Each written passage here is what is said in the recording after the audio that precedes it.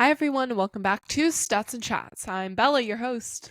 And I'm Jason, preparing for a new career as a professional spike ball player after playing for the first time this weekend and kicking butt, frankly. Yeah, king. So with that, bing, bang, boom, let's get started.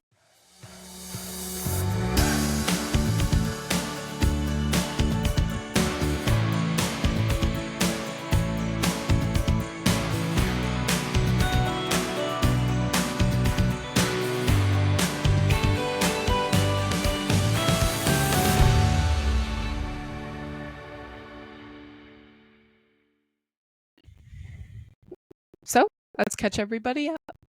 Well, yeah, let's do it. The beach. The beach. Let's go catch a wave. Sorry. Good time? Yeah, it was fun. The waves were kind of crazy, though. The waves were crazy. The wind was a little crazy. This morning, actually, when I walked out the door, I held the door. Like how we held it at the beach house. Yes. Like, you know, when you had to open the door and it was just like the wind was... And then you were like... Yes. Yeah, Very I was familiar. doing that with the door, and I was like, Oh, that's there's funny. no wind. Like, why am I doing this? No, it was pretty crazy. I mean, the house was cool. Location was cool. Yeah. We always enjoy St. Augustine, Ponte Vedra. But yeah, September, you just never know. Yeah. You never know here in Florida in September. No, you don't. Yeah, it was kind of scary, actually. You could hear the wind howling. But it was fun. We did spike ball for the first, well, it was my first time. Yeah. And I've I played before. Like, it was yeah, you did really good. impressive. Oh, thank you. It's very complimentary. I mean, you did. Yeah. So, Thank you. So did you. thanks. Yeah. Yeah.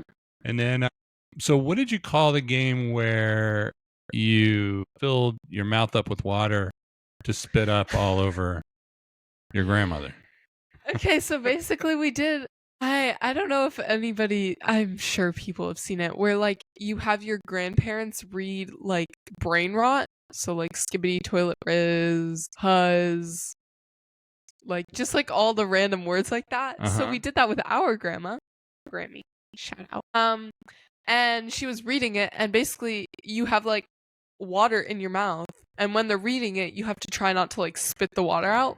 But it's so funny because they say it not like skibbity toilet riz. They say it like skibbity. And then you just, like, can't not laugh because they're just, like, they have no idea what they're saying. And it's just, like, absolutely hilarious. It was pretty funny. Yeah. It was pretty funny. And then she thought she knew what some of them meant. And then she was, like, saying what she thought they meant as the game was happening. And it was not what they meant. And then you just, like, can't not laugh because, you know, it's Grammy and she's just saying random stuff. So yeah, it was really funny. It was cool. It was cool. I felt bad. Like, I felt like I should teach her because I'm such an expert. Sure. Yeah. But you guys found it entertaining. I think yeah, it was so funny. I think Silka did the best job of not spitting up. I did a really bad job on the first half. Yeah. But then the second half I locked in. Sophia went through like 3 cups of water. Yeah, she did. Yeah. And she was just like, by the end, she wasn't even like spitting it over the railing. She was just like spitting it onto the floor every time. And it's like, now I'm stepping in your literal spit. Like, like, stop it right now. Yeah, it was a good time. That was definitely interesting. It was raining in more ways than one. Yeah. All right. And today was picture day. Yeah. And hopefully my swim picture meets? is good. I'm sure. I hope it is because last year my picture was literal fire. It was the only like good school picture I've had since like 4th grade. Actually, that's a lie because like 4th grade was COVID, so like 3rd grade. So it's like last year was my first good photo since 3rd grade, so like mine this year has to be equally as good, you know? I'm sure it'll be fantastic. Hopefully.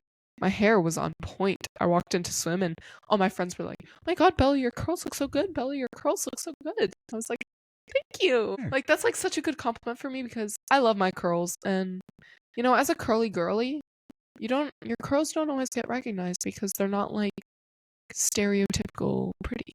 But I love my curls. That's good. So when people acknowledge that my curls are gorgeous, I'm like, thank you, queen. Okay. Yeah. That's great. Yeah. I'm glad you felt good about it. It's really important. Yeah. I feel good about my curls today too. Yeah, they look good. Yeah. Well, you know, Shannon always takes care of me. Yeah. All right. Shall we dive into the week in sports and the week coming up? Quick hits? Sure. Okay, so in WNBA news, the Aces, Dream, and Mercury are all within a half game of each other and battling for spots 2 through 4 in the playoffs. The Fever and Storm have a slight edge to beat out the Sparks for the last 2 playoff spots, and playoffs begin on the 14th. So in 12 days. Moving right along. Yeah. Caitlin Clark, just a note on that. There was video of Caitlin Clark actually practicing with the second team today. So I think she's good news for the Fever fans out there, and for the Fever. They're in a good position to get into the playoffs. We were a little bit worried about them after the last couple of weeks, and it looks like Clark is trying to get back if they make the playoffs, so that'll be good. That is good. In MLB news, division leaders for the American League. Sorry, my brain just forgot what AL was, and I was like, okay. But division leaders include the Blue Jays, Tigers, and Astros, and then for the National League, the Phillies, Brewers, and Dodgers. The Yankees, Red Sox, and Mariners are all current AL wild card holders, I guess you could say. And then the Cubs, Padres, and Mets are wild cards in the National League. Playoffs start on the 30th. In NBA and NHL news, the preseason is right around the corner. NHL begins on the 20th, and NBA the 2nd of October, so exactly a month from now. You ready? It's already happening. What? Hockey? I'm so excited. Yeah, and NBA. It's so weird that hockey is in September. But I guess that's normal, kind of.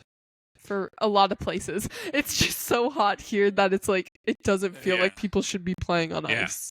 But I guess they are. It's just it doesn't, my brain is it's still 90 degrees outside. The other cool thing about hockey that is being worked on right now is the national team, because the Olympics are in February. So it's so cool. So we're going to work on who's going to be on the U.S. national team. Wait, so I'm assuming they take players from the NHL. NHL, yeah. Mm-hmm. Sorry, that was blinking in my mind. They take players from the NHL, so do they have a break in the NHL schedule for that? Okay. Yeah. Because I was that would be kind of unfair to teams that are really good and a lot of their players are being taken to the national team. That NHL shuts down. That's good. Yeah. I'm glad they do that. Yeah, I feel not every sport does that, and it doesn't make sense. No, I completely agree with you. And I think just about every NHL player is going to go play for their national team. So it's well, because we have NHL players from Sweden and countries all in Europe and stuff like that. Yeah, truly international. Yeah, that's cool. Yeah, that's cool. Yeah, I think it's very cool. Are they gonna do? Sorry, random question. Yeah. Are they gonna do the? Oh my God, what was the thing with the 4 nations? I'm forgetting what. 4 Nation Face-Off. Yeah, are they doing that again this year? I don't think so, because of the Olympics. Because of the Olympics, yeah. That makes sense. I don't know what they're doing for an all-star game. It may just be the Olympics, because it's basically kind of in the middle of the season. The timing is pretty similar, kind of right in the middle of the season. That makes sense. I don't know. We'll look it up and have that answer next week. Yeah. That'd be good. And then finally, in other headlines, first off, the NFL. Micah Parsons, Dallas, in all of their people management glory, traded away Micah Parsons to the Green Bay Packers last week. The deal included defensive tackle Kenny Clark and 2 first-round picks, so Dallas does get quite a bit in return, but it's not really going to help him this year, right? It's for building for the future, and in return, Green Bay gets Parsons, who posted 14 sacks in 2024, widely thought of as one of the best defenders in the National Football League, signs a 4-year, $188 million extension with $136 million guaranteed with Green Bay. Obviously, he's thrilled to sign the contract because he was holding out, and Green Bay is thrilled to have them. It really instantly catapults Green Bay into leaders in the Central Division, and really changes the dynamic with the Vikings, the Bears, and the Lions going into this year, and the odds on them getting to the Super Bowl and winning went up significantly after that trade. In college football, Bill Belichick made his UNC debut last night. against TCU at home. A lot of the old UNC celebrities. Michael Jordan was there. Lawrence Taylor was there. Yeah. Mia Hamm was there. And unfortunately, they left pretty disappointed after UNC lost 48-14. So a bit of a stumble out of the gate for Bill Belichick in his college debut. But we'll see what he does after that. Saw a video on Instagram and it came up like the people that like recap the games and like the sports news. And that came up and he was like, Michael Jordan was there and this person was there. And the energy was high for a minute. It was just like so funny because they were like, the energy was high for a minute. It was rough. It was kind of sad, but it's okay. Yeah, it's something. And then finally, one of my favorite highlights of the weekend, Lee Corso made his final appearance on ESPN's College GameDay. The episode drew almost 3 million viewers, which was one of the most watched opening weekend editions in years. He made all of his selections, including his final selection, which was the same as his first selection on the show, Ohio State to upset Texas. And sure enough, that and every other pick that he made was accurate, which was pretty much the exact opposite as my record over the weekend. So kudos to Lee Corso. Truly made the game more entertaining, more approachable for a lot of fans out there. So that is it for your other headlines under Quick Hits. Moving on to top stories. All right. So speaking of upsets and college football, there were a lot. So I don't feel that bad because I wasn't alone, but holy cow. So 4 out of top 10 teams lost to opponents ranked below them over the weekend. In total, 6 top 25 teams were upset. TV ratings, because we like to talk ratings here at Stats and Chats, Ohio State, Texas grew over 11 million viewers. The most watched week 1 game in 5 years, which is pretty awesome. Florida State, Alabama averaged 8.2 million viewers, up 15% from last year's opener as well.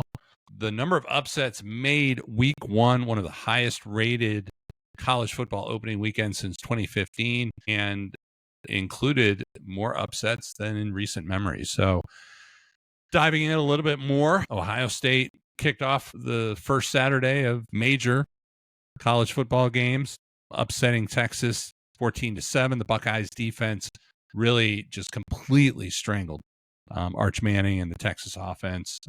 He just looked pressured the whole game. He looked unprepared. Yeah. And you know, he's taking a lot of heat for that, but I think the reality is Ohio State dialed up a fantastic scheme to confuse him. And so, you know, this was just as much, if not more, about the Ohio State defense than it was about Arch Manning and the Texas offense. Moving up to Clemson, where LSU went in and scored their first week 1 win in 4 years, upsetting number 4 Clemson 17-10. Florida State coming in hot, hosting number 8 Alabama and winning decisively 31-17. It upsets Alabama's 23-game week 1 win streak. They have not lost a week 1 game in 24 years. And then finally, that's actually really depressing. It is if you're an Alabama fan. Yeah, that's like really sad.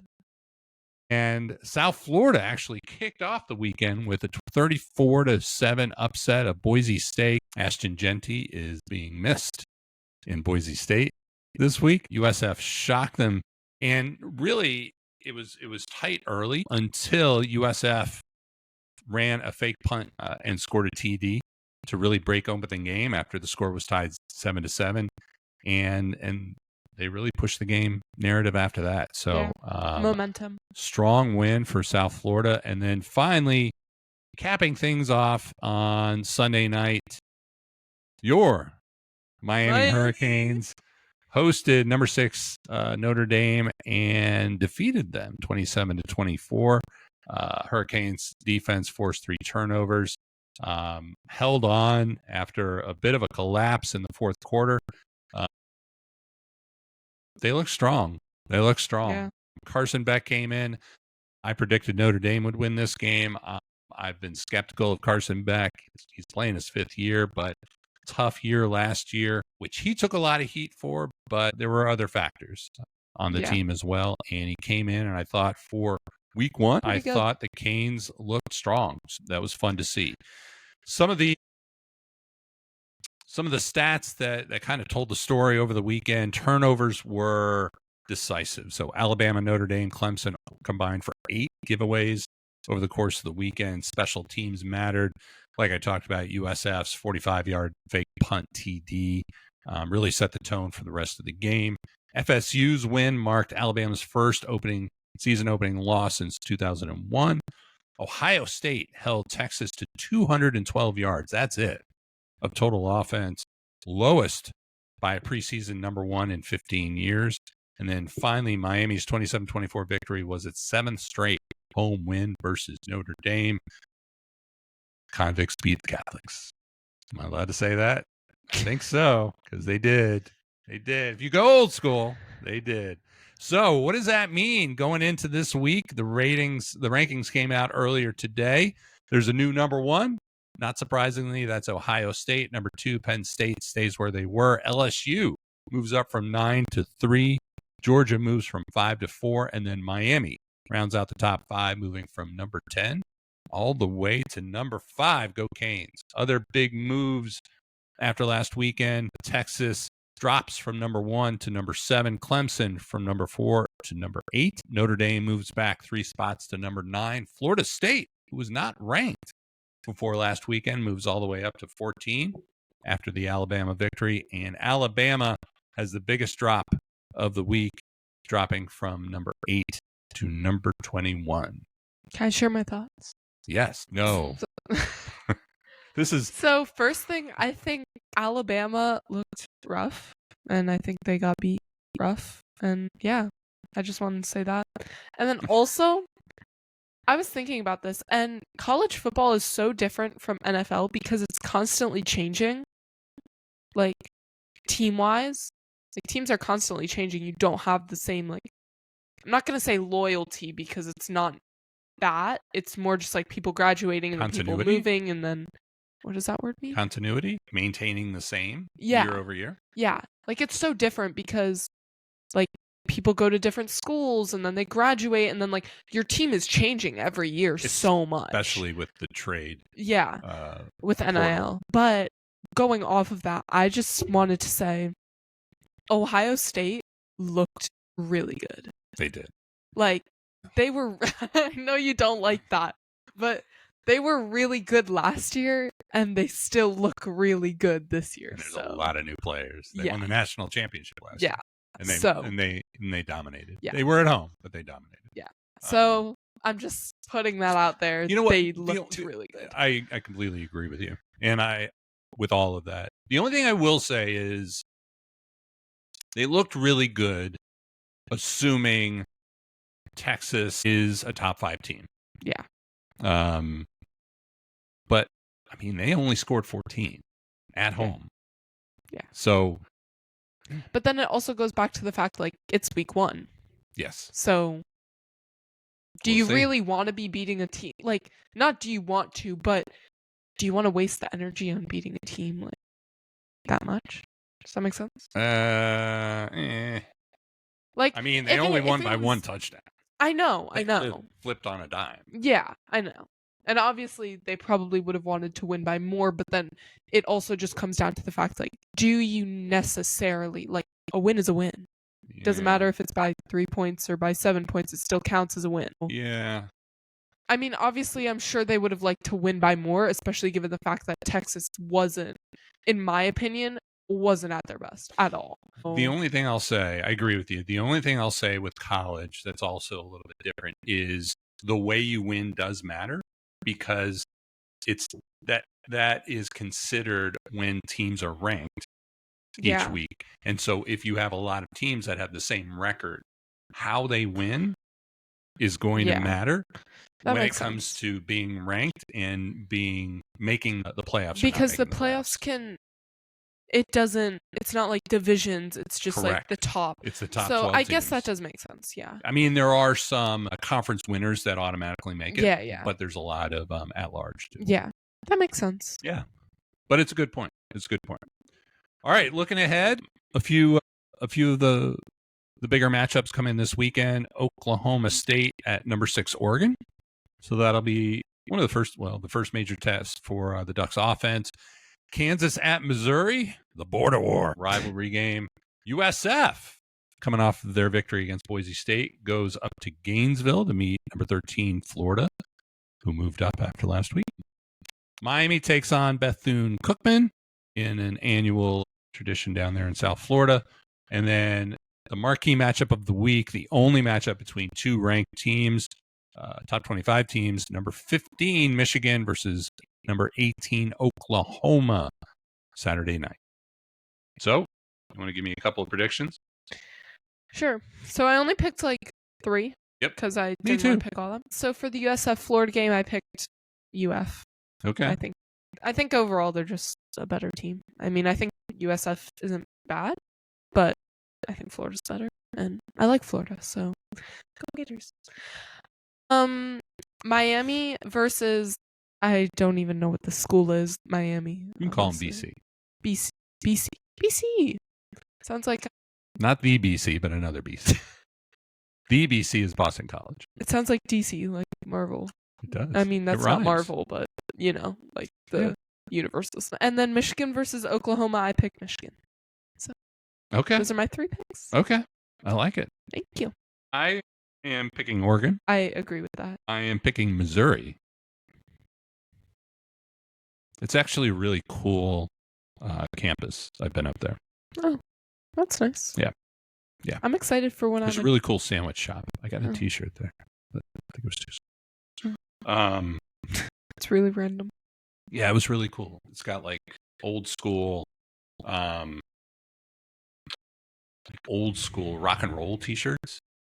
That's cool. But they were themed for a sub shop. Oh, that's cool. So instead of like an old Rolling Stones concert, it was like, I don't know, rolling Subway buns or something. I don't know. But it was really cool. Yeah. It was a cool vibe. You love your cool vibes. I do. And then did you say you picked Michigan? Yeah. Yeah, me too. But I think that's going to be a good game. Yeah, I agree. I'm not picking either USF or Florida. I am hoping for a good game there. I think it might be a good game. I mean, if they pull a fake like they did last time. Yeah, you never know. All right, on to the NFL. Take us to the NFL. Week 1. So we're basically just going to go over the week 1 games that matter the most and give a little preview, and then we're going to pick our picks. So first we have Cowboys at Eagles. Thursday night. I'm sorry. I'll be quiet. I'm very excited. It's week 1. It's week 1. You're interrupting me. I'm just kidding. Well, you are, but I'm not going to get mad about it. So this is an NFC East rivalry, kind of opening up the season. Stat to watch: the pass rush win rate versus Dallas's rebuilt offensive line. So in 2024, the Eagles ranked 3rd in pass rush win rate with 52%, while Dallas's offensive line ranked 18th in pass block win rate at 56%. So Dallas must rely on its retooled offensive line to protect Dak Prescott and keep the Eagles' top-tier pass rush in check. This is my favorite stat that we've included for, I think, most of the games in here. The turnover differential from last season. So the 2024 turnover differential, the Cowboys were at -6. The Eagles were at +11. 2024 head-to-head, Eagles swept 2-0. 34-6 in November and 41-7 in December. So I'm picking the Eagles. This is an obvious pick. Should be a chill game for them. Shouldn't be close. Yeah. You know what I actually just learned a little bit before we started recording? I think it's tradition before the first game for whoever the champion was from the prior year to raise their championship banner. That's cool. And so the Eagles are doing that on Thursday night, and they press was asking the Eagles coach, Nick Sirianni, about that, because Sirianni has kind of preached, we're turning the page. Last year was great, but we're focused on this year, and really hasn't engaged too much on any kind of backward-looking conversation. Abby Lee Miller says this, actually. She's like, you're only as good as your last performance. So. Well, there you go. Is that Dan's mom's? Yeah. Okay. And the fact that I knew that really says something. But so they were asking him, so we know you don't want to talk about last year, but they're going to raise the banner. And I love his response. Can I tell you, I just love his response. Yeah. His response was, I didn't know that. And we're not going to be on the field for that. That is interesting. You know what I think it is? I think it's badass. I think that is how you overcome the championship hangover and get refocused for another season. I really agree with that, actually. I love it. Like, that speaks so much to, like, not resting on your laurels. Love it. Like, love it. Yeah. Love it so much. Yeah. So I'm assuming you're picking the Eagles. Needless to say. Yeah. Eagles confidently. Yeah. So next game, Chiefs versus the Chargers on Friday. This is an AFC West kind of clash on an international stage. So this is in Brazil. Stat to watch, the red zone touchdown efficiency. The Chiefs ranked 20th in 2024 with a 51% touchdown rate, which was down from 65% in 2023. Travis Kelce played 12 games last year and scored 7 touchdowns, but when he was sidelined, Kansas City's red zone touchdown rate fell below 45%. Kelce is available now, he's healthy, so that shouldn't be a problem. We should watch to see if Mahomes leans more on Rashee Rice or Isaiah Pacheco during the game. Their 2024 head-to-head, Chiefs swept 2-0, 17-10 on September 29th, and 19-17 on December 8th. So, who are you picking? So, I picked the Broncos to win this division this year. I think you picked the Chiefs. I think that the Chiefs are going to start off with a win, though. I'm picking the Chiefs over the Chargers. I agree with that. Yeah. I think it's going to be close. I don't think it's going to be a blowout like how they're used to just kind of winning and doing whatever they want. And I think mentally they still have a lot to get over from last season.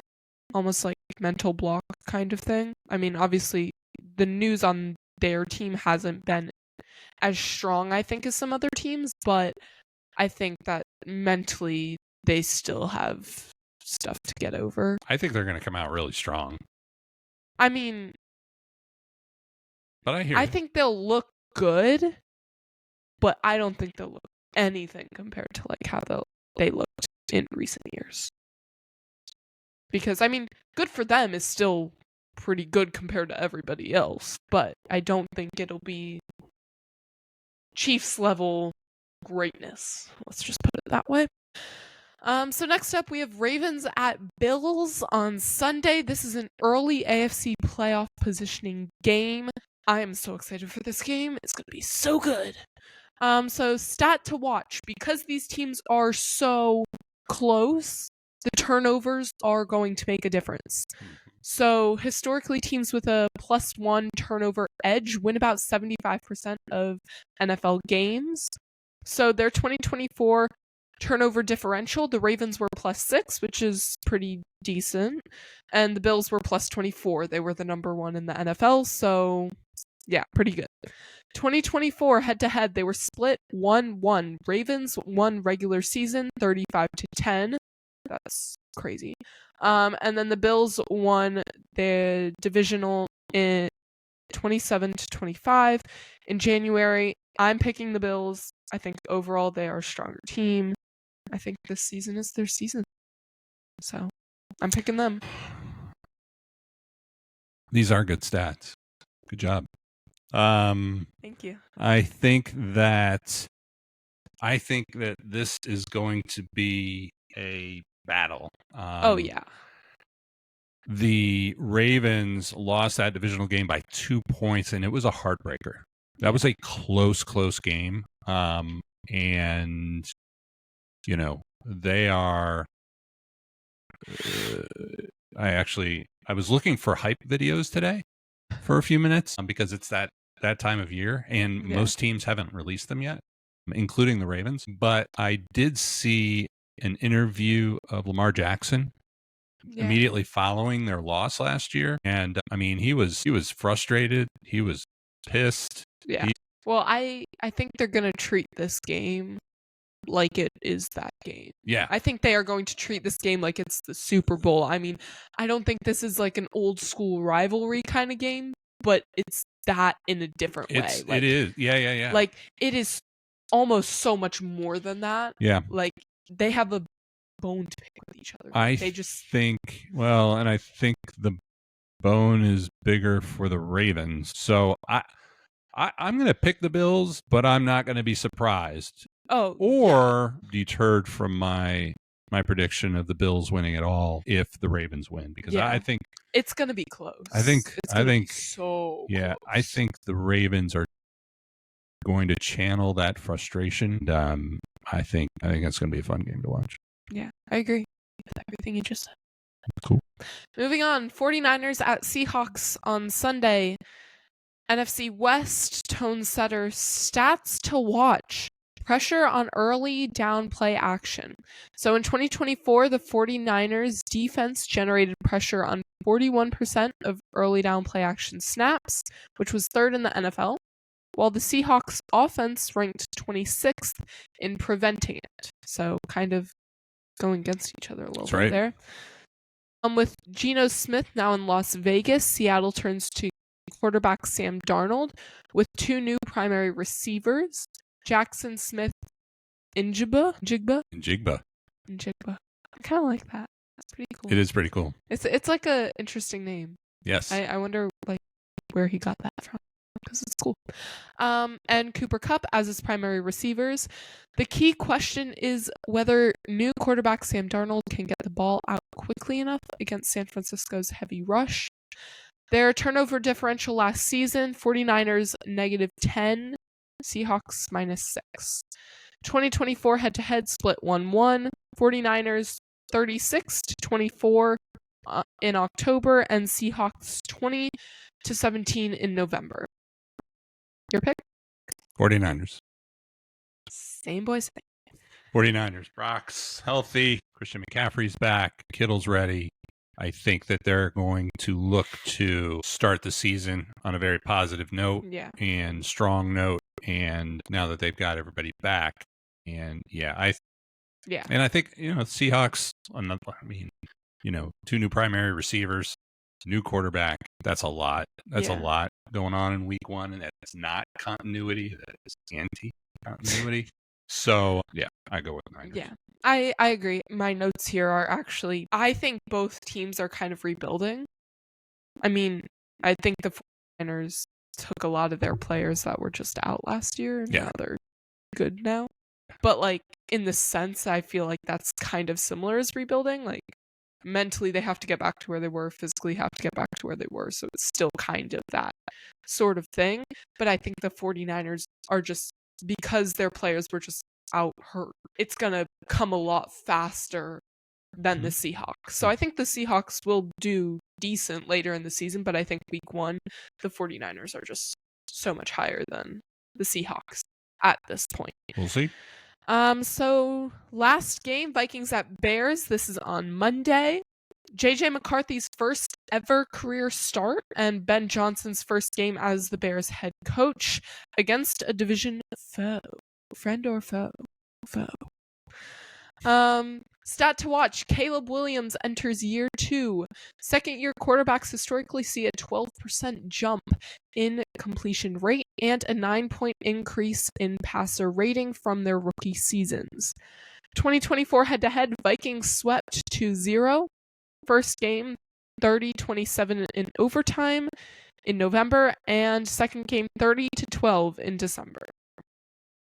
Do you want to go first, or do you want me to go first? I'll go first. So, There's a lot of new in this game and a lot of importance because it's a divisional game to start the year in what we've already talked about, arguably the most competitive division in the NFL. I think J.J. McCarthy is very, very talented, and I think he is surrounded by potentially one of the best, if not the best, lineups in the NFL. On the Bears side, you've got a new head coach. You've got the third offensive coordinator for Caleb Williams in a year, because they had two last year because they switched out after the halfway point. We got a lot of new weapons though for Williams, from the offensive line to wide receiver to tight end.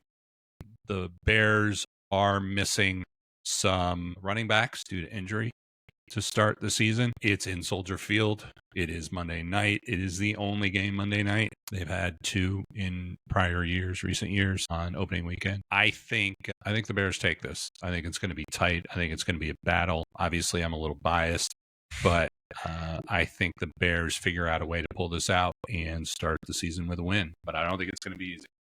Yeah, I agree. Pick the Bears. I think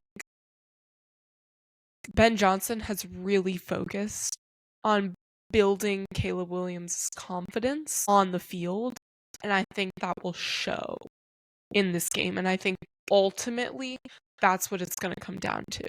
Can he get rid of the ball? Can he complete the passes he needs to? Can he do the things that fundamentally need to be done? Yeah. And Agreed. I think that will happen. So I agree with you that it's going to be close and it's going to be hard. Yeah. But I think at the end of the day, he's good to go. I think agree on he's all going to of be them? confident. No, I don't think so. Did you pick the Chargers over the Chiefs? No, I picked the Chiefs. Oh. Yeah, I think we agreed on all of them.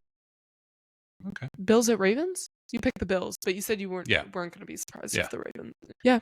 Well, we did agree on all of them. Hopefully actually. for you, I do a better job this week than last week. Oh, well, thanks. Yeah, you're welcome. All right, that's your NFL. Top story number 3. We're going to hit this one pretty quick. It is the U.S. Open. So quarterfinals are underway today in the women's bracket. 2 Americans left in the tournament. Jessica Pegula cruised to the semifinals earlier today. Iga Swiatek set to meet Amanda Anisimova in a Wimbledon rematch, and then Naomi Osaka and Arina Sabalenka are also playing the quarterfinals for a chance to move on. My pick for the winner of the U.S. Open on the women's side, Iga Swiatek. I think she repeats after her victory at Wimbledon, and I'm really, really hoping on the women's side. The only other thing I'm hoping is on her way. I hope Anisimova has a strong match after that first meeting and the Wimbledon finals, which didn't go great for her. But Swiatek, I pick to make it through and win the women's bracket. On the men's side, Taylor Fritz still hanging around and in the hunt for the U.S. men. Alcaraz played this morning, cruised to the semifinals. Sinner plays tomorrow. One of the other marquee matchups, Djokovic will face Taylor Fritz in the quarterfinals later tonight. That's going to be fun to watch. I'm going to watch that a little bit later. Yeah. It's like late, though. They don't start until like 8:30, I think. Well, where is it? It is New York City. Oh, so that is the same time zone. It is the same time zone. Oh, that's interesting. Yeah. I was going to say, if it's like on the other side of the country, that would make Flushing sense, Meadows. Freak. Sorry, I probably shouldn't have said that. I'll edit that out later. It's a place in New York. Never mind. I'm kind of keeping that in. It kind of flows well. Okay. So, yeah, I think that'll be fun to watch. Fritz has been playing well. My pick to win the men's side, I'm going to go with Alcaraz. I think he's energized after his loss at Wimbledon, and I think there's a lot of buzz around the buzz cut. So I'm going with the buzz cut for this one. I picked Sinner in the last one, and I was right.